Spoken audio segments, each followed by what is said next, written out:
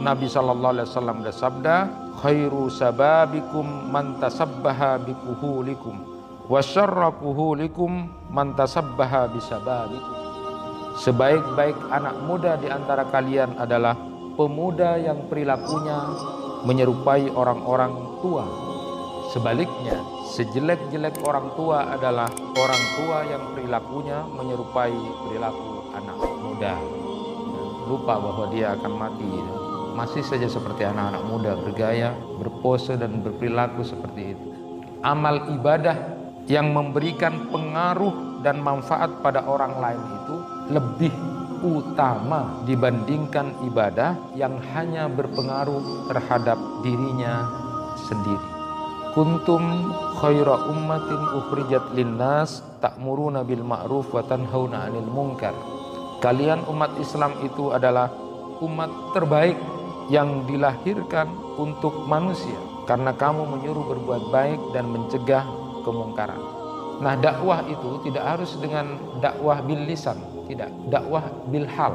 Boleh juga dengan mengajak tetangganya, mengajak anak-anaknya, mengajak keluarganya, dengan jalan memberikan contoh keteladanan, itu juga dakwah. Tidak harus dengan bil lisan. Lalu kemudian dengan bil kitabah, dengan menulis. Sekarang media sosial luar biasa. Lakukan seperti itu, lalu kemudian diikuti orang lain kemudian ikut dengan apa yang disampaikan itu karena kebenaran, maka pahalanya tidak akan terkurangi sama seperti yang dilakukan orang itu. Kenapa? Karena dia melakukan bukan untuk dirinya sendiri, tetapi juga punya pengaruh manfaat kepada.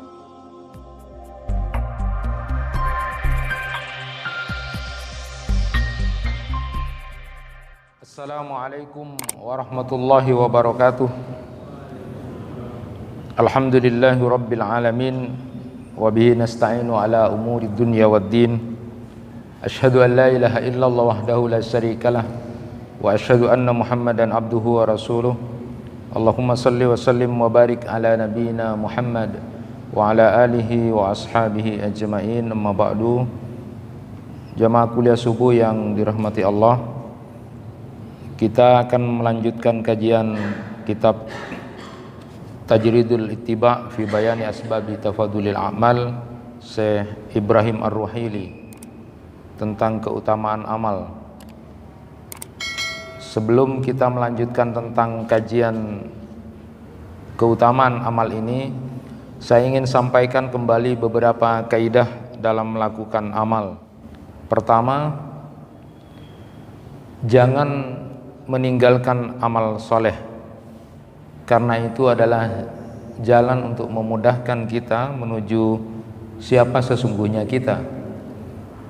I'malu fakullun muyassarun lima khuliqa lahu. Ya. Jadi teruslah berbuat kebaikan, teruslah berbuat amal, karena itu bisa menjadi jalan kemudahan buat kita. Apakah kita termasuk ahlus sa'adah, orang yang akan bahagia, atau ahlus syaqawah? Maka jangan pernah berhenti untuk melakukan ketaatan dan amal soleh. Kaidah yang kedua adalah seberapapun amal yang kita lakukan, sebenarnya itu belum cukup atau tidak sebanding dengan ujroh atau balasan yang akan kita dapat berupa surga. Tidak ada apa-apanya. Bahkan amal seberapapun yang kita lakukan, sebanyak apapun, itu belum sebanding dengan dahsyatnya huru-hara kiamat nanti. Para malaikat, nabi dan rasul pun bahkan mereka berlutut seraya berkata, diriku, diriku. Itu para malaikat dan nabi dan rasul, apalagi kita. Oleh karena itu, yang keempat, amal soleh atau ketaatan yang kita lakukan hakikatnya adalah karena taufik, karena pertolongan dari Allah Subhanahu wa taala. Maka teruslah minta kepada Allah agar kita berada di jalan ketaatan kepada Allah. Dengan doa diantaranya adalah ya muqallibal qulub sabbit qalbi ala dinik. Teruslah minta, karena memang hati itu suka bolak-balik ya. hati-hati. Kemudian yang kelima, jangan rusak amal kita karena riya atau sum'ah. Jangan rusak amal kita karena punya hati kotor, dengki sama orang, karena itu akan mengambil banyak amal-amal kita. Dendam, kebencian. Lalu jangan rusak amal kita dengan terus-menerus berbuat kemaksiatan. Jangan kemudian rusak amal kita dengan jalan menganiaya, menzalimi, mengganggu, mengambil hak-hak saudara kita, karena bisa nanti akan menjadi orang yang muflis, bangkrut di akhirat. Kemudian jangan rusak amal kita karena kita punya akhlak yang jelek. 6. Jangan bangga dengan amal kita, jangan menjadi ujub. Dan yang ke-7, jangan menilai atau merendahkan orang lain, karena kesemuanya adalah tergantung kepada akhir hidup kita, endingnya dilihat. Oleh karena itu patut sangat diperhatikan anjuran Rasulullah SAW untuk menyerupai orang tua yang soleh, untuk menyerupai orang tua yang soleh. Nabi SAW bersabda, khairu sababikum man tasabbaha bikuhulikum wa syarra kuhulikum man tasabbaha bisababikum. Sebaik-baik anak muda di antara kalian adalah pemuda yang perilakunya menyerupai orang-orang tua. Sebaliknya, sejelek-jelek orang tua adalah orang tua yang perilakunya menyerupai perilaku anak muda. Orang tua yang perilakunya seperti anak-anak muda. Itu dalam hadis riwayat Al-Baihaqi dalam Syu'abul Imannya. Ini bisa menjadi perhatian kita. Jadi kalau ada anak-anak muda yang perilakunya seperti orang tua itu, takut mati terus sholat, makanya anak-anak muda yang di masjid itu luar biasa itu. Ketekunannya dia beribadah, ngaji, luar biasa. Jadi sebaik-baik pemuda adalah yang perilakunya seperti orang tua. Sebaliknya, sejelek-jelek orang tua adalah perilakunya seperti anak muda. Ya, lupa bahwa dia akan mati gitu. Masih saja seperti anak-anak muda, bergaya, berpose dan berperilaku seperti itu. Nah, hadirin yang dirahmati Allah, selanjutnya beliau Syekh Ibrahim Ar-Ruhaili menyatakan bahwa keutamaan amal itu adalah dilihat dari manfaat atau seberapa besar pengaruh buat orang lain. Jamaah yang dirahmati Allah, kita mengetahui bersama bahwa amal soleh itu kalau dilihat terhadap pengaruh dan dampaknya itu ada dua. Yang pertama, amal yang kita lakukan itu terbatas bagi pelakunya saja. Artinya tidak punya imbas apapun terhadap orang-orang di sekitarnya. Seluruh ibadah yang dia lakukan hanya kemudian berimbas pada dirinya. Dia beribadah kepada Allah tapi imbasnya untuk dirinya sendiri, tanpa ada hubungan dengan yang lain. Kemudian yang kedua, ada orang yang kemudian melakukan amal ibadah itu, amal-amal yang dia lakukan itu memberikan manfaat, memberikan pengaruh terhadap orang-orang di sekitarnya atau makhluk di sekitarnya. Para muhakkik kemudian menetapkan bahwa amal ibadah yang memberikan pengaruh dan manfaat pada orang lain itu lebih utama dibandingkan ibadah yang hanya berpengaruh terhadap dirinya sendiri. Bukan berarti kemudian meninggalkan kewajiban pribadi, bukan. Artinya amal-amal yang kita lakukan itu jauh lebih utama adalah yang punya manfaat, pengaruh terhadap orang lain dibandingkan pada diri sendiri. Maknanya pun saya sampaikan tadi bukan berarti kita meninggalkan kewajiban pribadi, bukan. Tetap dilakukan, tetapi kemudian amal-amal yang kita lakukan juga tidak boleh hanya berhenti di diri kita. Karena amalan yang utama itu adalah yang punya pengaruh atau manfaat yang banyak buat orang lain. Nah, dalil-dalil yang dipakai oleh beliau Syekh Ibrahim Ar-Ruhaili itu tentang pernyataan bahwa keutamaan amal itu adalah pengaruhnya seberapa besar amal yang kita lakukan terhadap orang lain daripada diri sendiri adalah yang pertama, Quran surat Ali Imran ayat 110.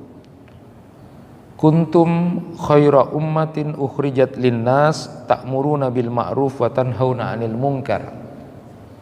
Kalian umat Islam itu adalah umat terbaik yang dilahirkan untuk manusia karena kamu menyuruh berbuat baik dan mencegah kemungkaran.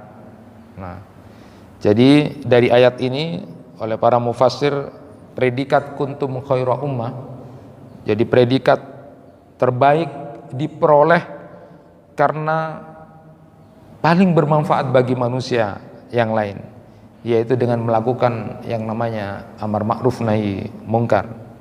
Jadi mengantar mereka masuk surga dan kemudian tercegah selamat dari neraka. Kenapa?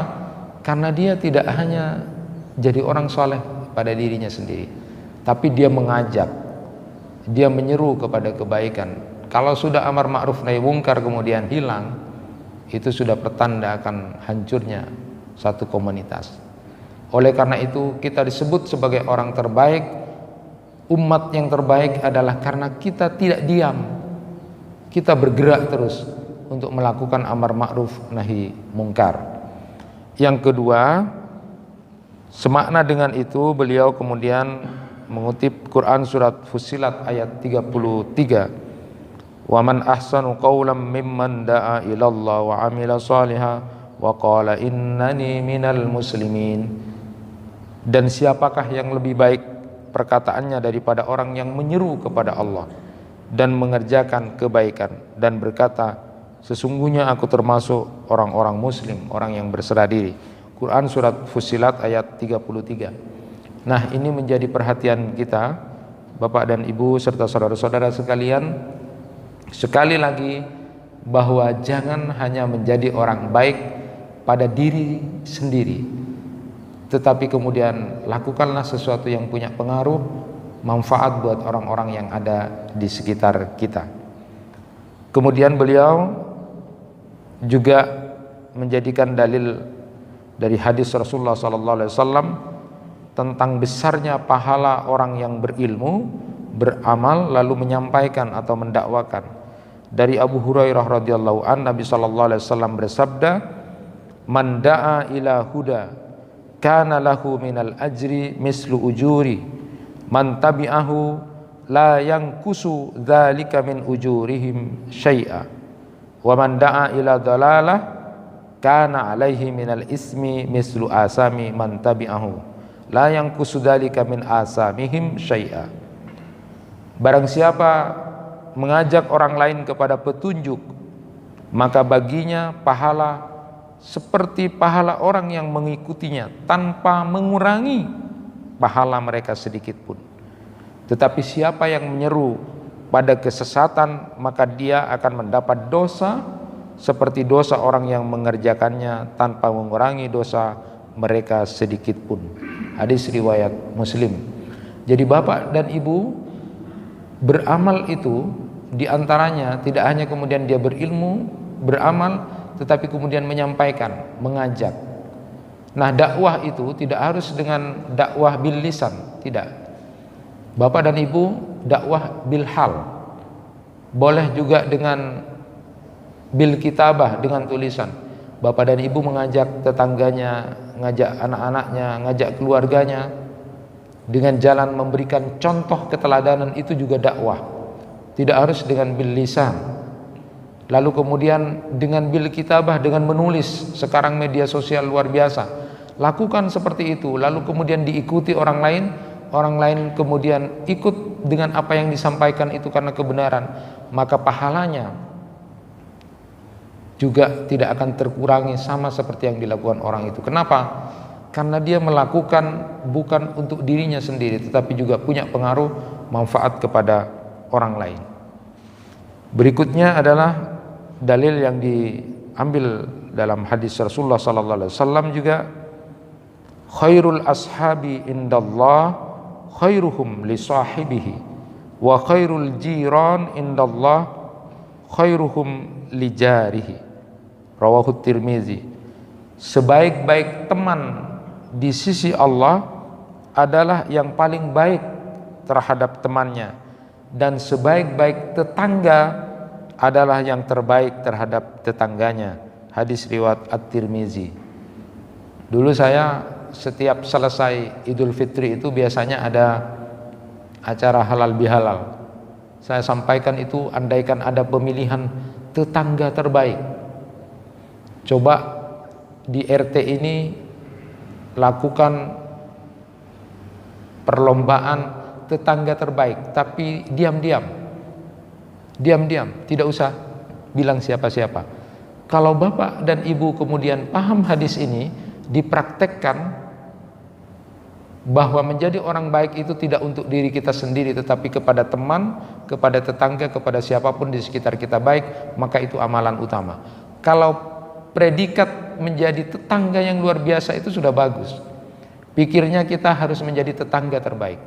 Kalau semua kakak, semua keluarga itu di RT itu berpikir semuanya, pikirannya adalah ingin menjadi tetangga yang paling baik, akan menjadi baik setiap komunitas kampung, lalu kemudian desa dan sebagainya, karena mereka semua berpikir saya akan menjadi tetangga yang terbaik karena Allah, bukan karena perlombaan tadi, tetapi menjadi support, dimotivasi berdasarkan hadis Rasulullah SAW, sebaik-baik tetangga adalah tetangga yang terbaik buat tetangganya. Nah, tentu kita ingat hadis yang sudah cukup masyhur, khairun nas anfa'uhum linnas.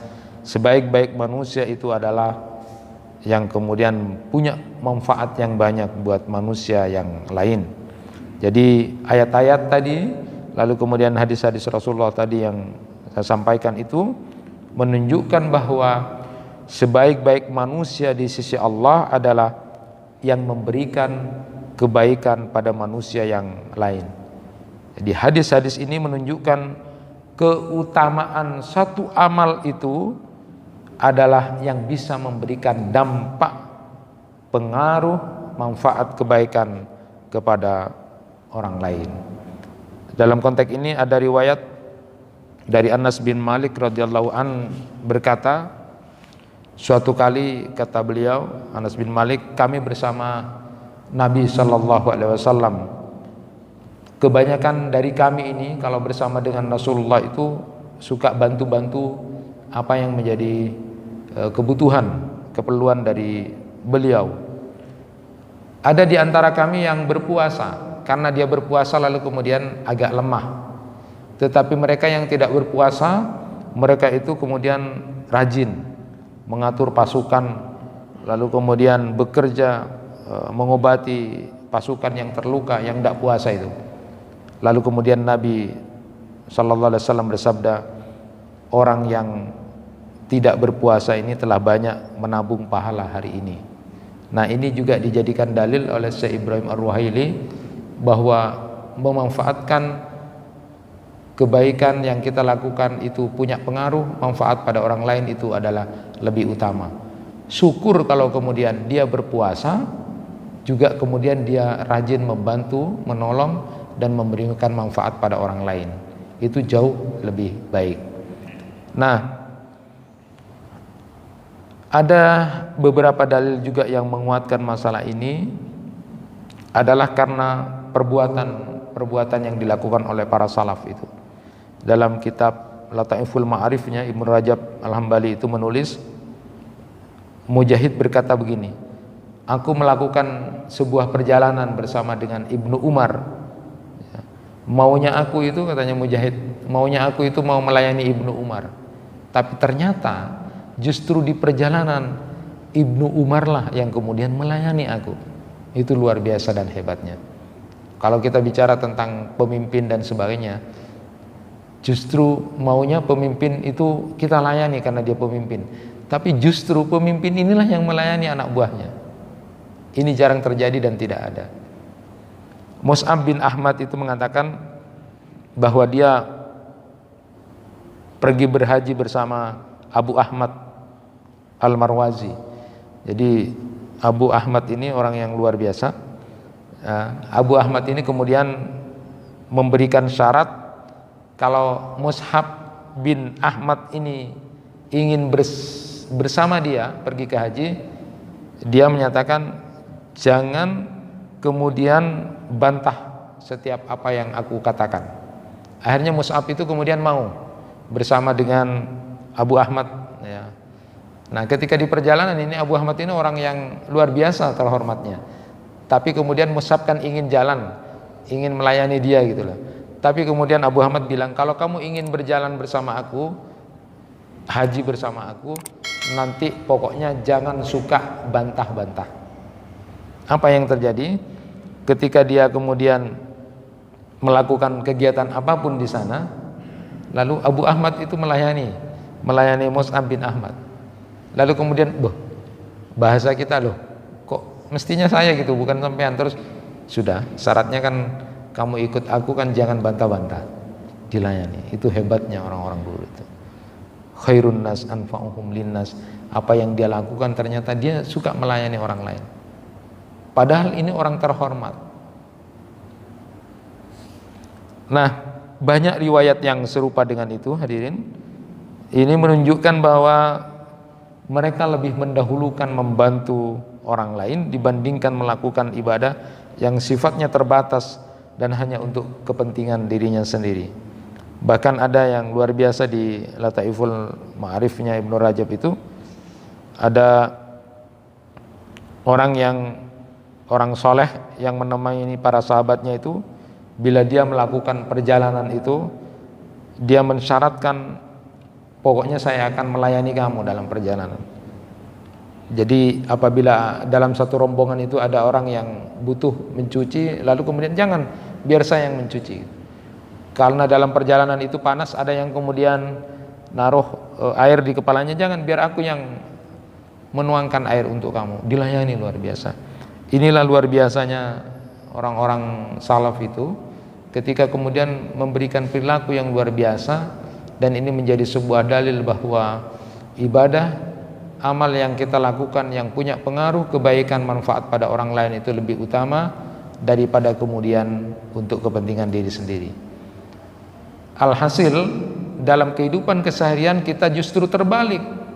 Yang kita lakukan latina lah, makrus ngurus orang kok bitibi. Itu yang terjadi.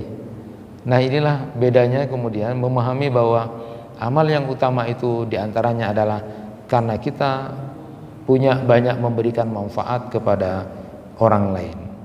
Nah, asar-asar seperti ini banyak ya, banyak sekali, yang intinya adalah untuk mendahulukan membantu orang dibandingkan melakukan ibadah yang sifatnya terbatas. Imam An-Nawawi itu dalam kitab Riyadhus Shalihinnya bahkan menulis bab-bab tentang itu ya. Keutamaan bergaul dengan orang lain, menghadiri sholat Jum'ah, sholat jamaah, tolong menolong dalam kebaikan, mengunjungi orang-orang soleh, menjenguk orang sakit, melayat jenazah, kemudian memenuhi kebutuhan saudaranya, kemudian juga membimbing orang yang tidak tahu, amar ma'ruf nahi mungkar, bersabar, tidak menyakiti orang lain dan sebagainya. Itu ditulis oleh Imam An-Nawawi dalam bab-bab yang ada di kitab Riyadhus Shalihinnya. Beliau menyatakan bergaul dengan manusia, artinya menjadi orang sosial, itu adalah jalan yang dipilih oleh Nabi SAW, seluruh nabi, seluruh rasul, khulafaur rasyidin, para sahabat, tabi'in dan orang-orang sesudah itu. Maka berlomba-lomba dalam kebaikan itu adalah merupakan hal yang menjadi jalan pilihan orang-orang yang soleh. Wa ta'awanu 'alal birri wat taqwa. Ada juga yang sudah saya sampaikan hadisnya yang cukup masyhur, khairun nas anfa'uhum linnas. Ibnu Qayyim dalam kitab Madarijus Salikinnya menyatakan ibadah yang paling bermanfaat dan utama adalah jika manfaatnya itu meluas. Mereka memandang bahwa amal ini, amal seperti itu adalah lebih utama daripada ibadah yang manfaatnya hanya terbatas bagi dirinya sendiri. Jadi membantu orang-orang fakir, membantu orang-orang miskin, membantu orang-orang yang membutuhkan, melakukan hal yang manfaat bagi mereka itu lebih utama. Bahkan ada satu riwayat yang menyatakan mendampingi bersama orang-orang yang butuh, memang butuh pertolongan, butuh pendampingan, butuh bantuan, itu jauh lebih baik daripada iktikaf di masjid pada waktu tertentu. Ibnu Rajab juga berkata, sebaik-baik manusia adalah yang paling bermanfaat bagi orang lain, paling bersabar atas gangguan mereka. Lalu mensifati mereka dengan Quran surat Ali Imran ayat 134, alladzina yunfikuna fis sarra'i wad dharra wal kadhiminal ghaidh wal 'afina 'anil nas wallahu yuhibbul muhsinin. Syekh Ibrahim Ar-Ruhaili itu menyatakan di bab tentang keutamaan amal itu, karena beramal yang punya manfaat kepada orang di sekitarnya itu lebih utama. Beliau sampaikan keseimbangan beramal pada pribadi, ibadah pribadi yang kita lakukan itu perlu dilakukan seimbangnya, sama sungguh-sungguhnya seperti kita juga beribadah, beramal untuk orang lain. Jadi kewajiban kita sholat pribadi, kehusuan kita, ketaatan, kenikmatan kita beribadah kepada Allah itu yang sungguh-sungguh itu juga harus dibarengi atau diimbangi dengan kebaikan-kebaikan kita kepada orang-orang di sekitar kita. Jangan cuma baik untuk diri kita sendiri lalu tidak peduli sama orang lain. Harus ada keseimbangan, dan keutamaan amal itu justru dilihat adalah ketika kita juga punya pikiran untuk melakukan amal-amal yang sifatnya bermanfaat buat orang lain, bukan hanya nikmatnya diri kita sendiri beribadah.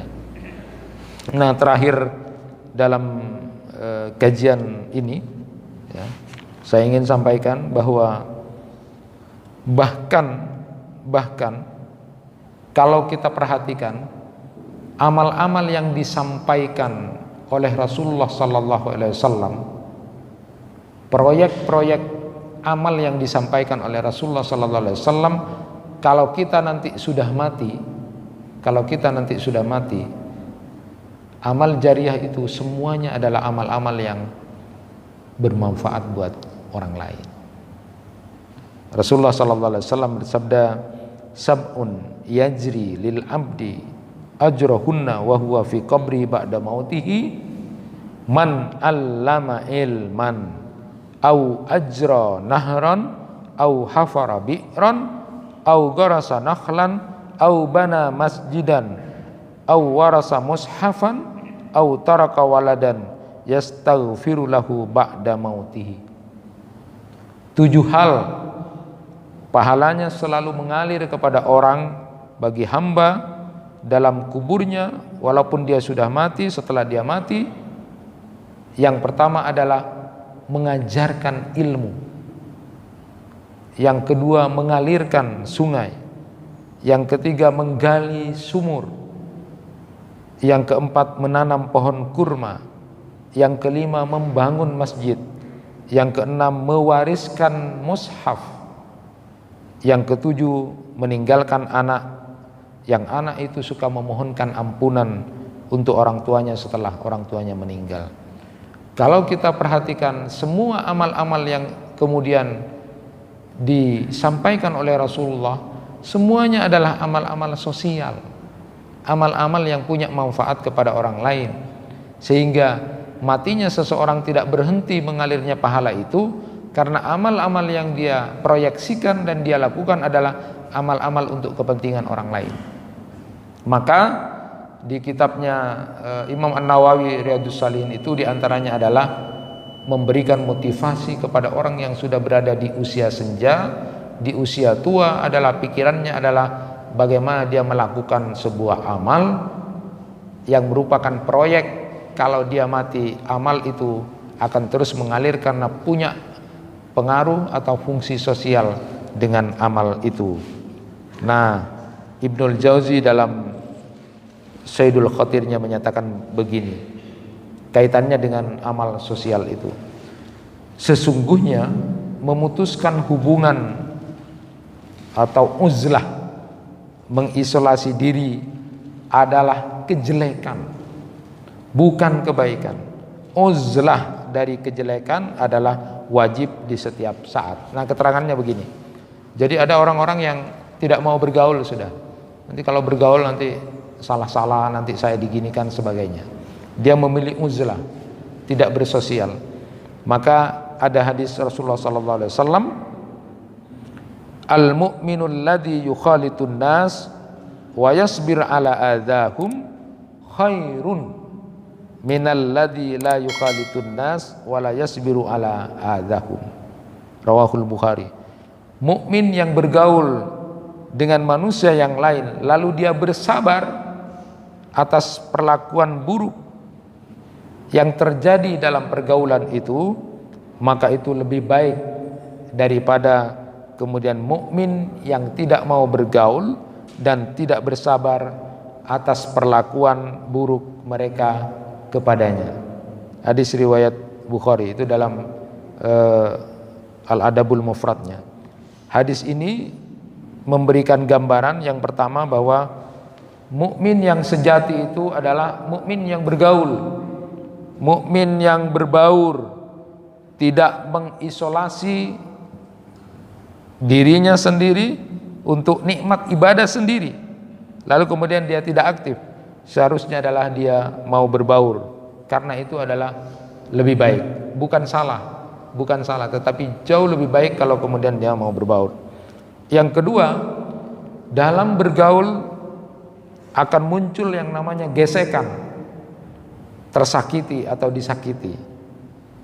Kita harus bersabar, karena resiko kita bergaul, melakukan sebuah pergerakan bersama-sama, pasti ada gesekan. Nah, nilai sabarnya kita itulah yang kemudian kita ambil. Karena kalau kita tidak bergaul sendiri, ya nikmat sendiri, tidak sakit memang, tidak disakiti orang. Tapi ketika kemudian berbaur itu akan ada gesekan, ada persoalan. Nah, ketika persoalan dan gesekan itulah kita mengambil manfaat pahala sabar. Yang kala pahala sabar itu luar biasa dan tidak terbatas. Beda dengan tidak bergaul. Nah, contoh misalnya apa yang dilakukan oleh Rasulullah SAW itu luar biasa dalam konteks berbaur atau bergaul ini. Suatu saat Rasulullah SAW itu membagi ghanimah, membagi harta rampasan perang itu. Lalu kemudian ada orang yang menyatakan, wah, pembagiannya Rasulullah itu tidak adil, gak benar itu, tidak sesuai dengan petunjuk Allah. Nah, coba bayangkan Rasulullah yang kemudian punya sifat adil itu, lalu kemudian dibilang tidak adil, itu tidak benar, tidak sesuai dengan petunjuk dari Allah.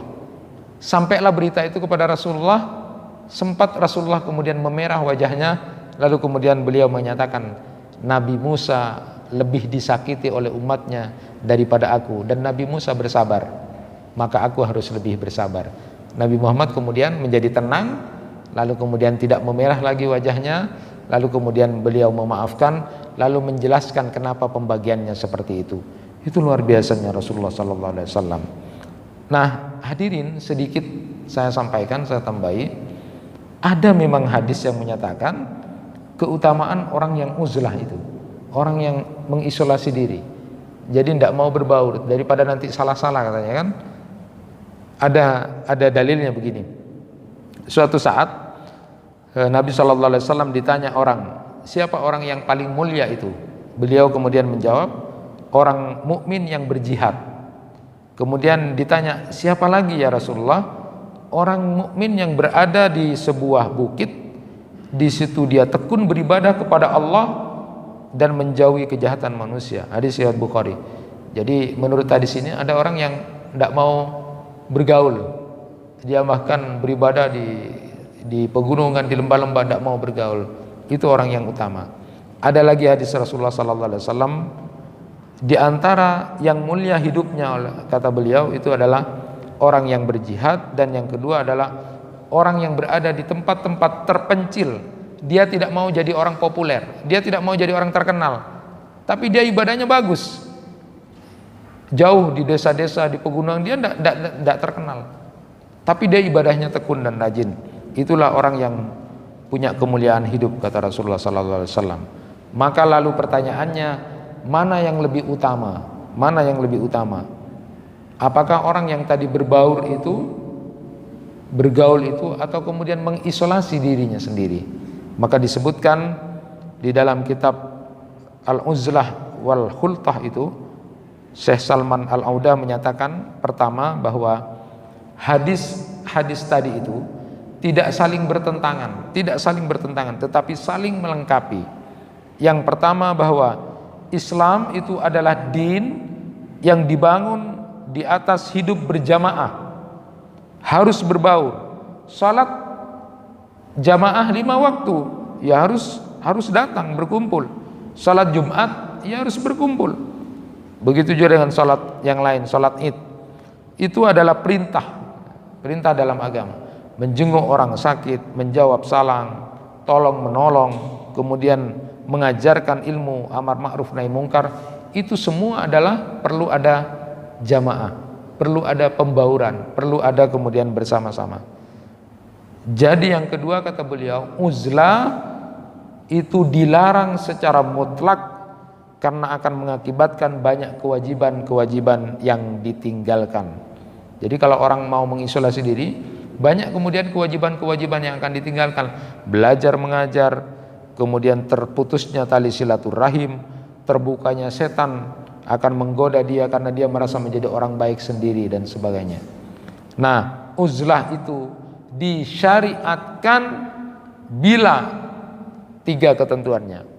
Jadi orang boleh mengisolasi diri, boleh orang kemudian tidak berbaur dan berkumpul itu dengan catatan yang pertama adalah ketika zaman sudah rusak. Zaman sudah rusak, di mana-mana sudah rusak. Dalilnya adalah ketika Rasulullah SAW bersabda, bertanya kepada para sahabat, apa tindakan kalian apabila datang suatu masa ketika orang-orang yang baik telah pergi, tinggal orang-orang yang rusak, orang-orang yang kemudian janji dan amatannya telah rusak. Mereka pun banyak kemudian bertengkar, berselisih. Para sahabat kemudian bertanya, balik lagi bertanya kepada Rasulullah, lalu apa yang harus kami lakukan ya Rasulullah dalam keadaan seperti itu? Nabi SAW menjawab, ta'khuduna ma ta'rifun wa tadaruna ma tunkirun wa tuqabbiluna ala ma amri khasatkum wa tadaruna amra ammatikum, rawahu Abu Daud. Kata Rasulullah SAW, ambil, laksanakan apa yang kalian ketahui kebenarannya dan tinggalkan apa yang kalian ingkari, lalu kemudian uruslah urusan kalian dan jangan pedulikan urusan yang itu. Jadi kita disuruh pergi saja, tidak usah wes.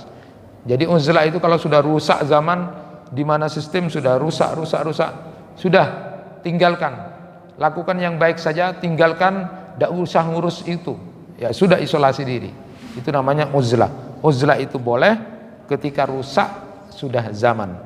Kemudian yang kedua, pada saat masa fitnah, Nabi SAW bersabda, yusiku ayyakuna khaira malil muslim ghanam yatba'u biha sa'fal jibal wa mawaqi'a al-qatri yafirru bidinihi minal fitan.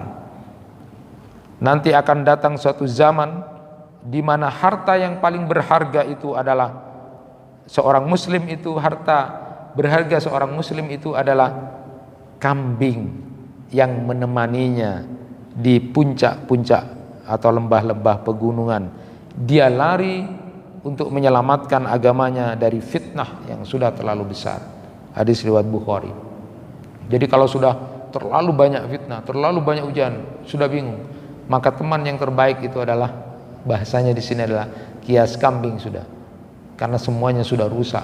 Banyak fitnah bertebaran di mana-mana, dan ketika orang ini mau menyelamatkan dirinya, menyelamatkan agamanya, dia kemudian lari mengisolasi diri karena sudah terlalu banyak yang rusak.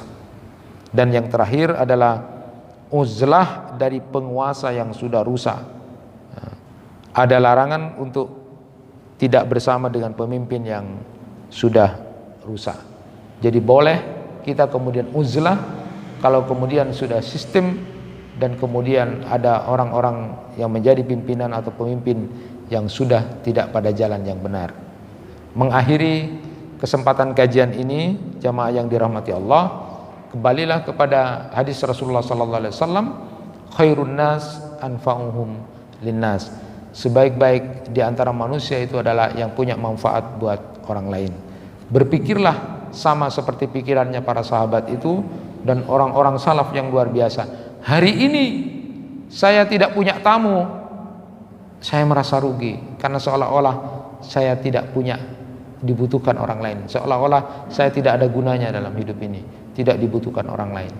Kalau pikiran-pikiran kita selalu berpikir untuk menjadi orang yang bermanfaat buat orang lain dalam setiap harinya, luar biasa, dan itu adalah ibadah yang utama, jauh lebih baik daripada ibadah kenikmatan kita sendiri kemudian bertakarub kepada Allah. Maka seperti himbauan dari Syekh Ibrahim Ar-Ruhaili, di samping kita nikmat beribadah sendiri kepada Allah, imbangilah dengan ibadah-ibadah utama, yaitu melakukan ibadah yang punya manfaat kepada orang-orang di sekitar kita. Itu yang bisa disampaikan, mudah-mudahan bermanfaat. Kurang lebihnya mohon maaf. Wassalamualaikum warahmatullahi wabarakatuh.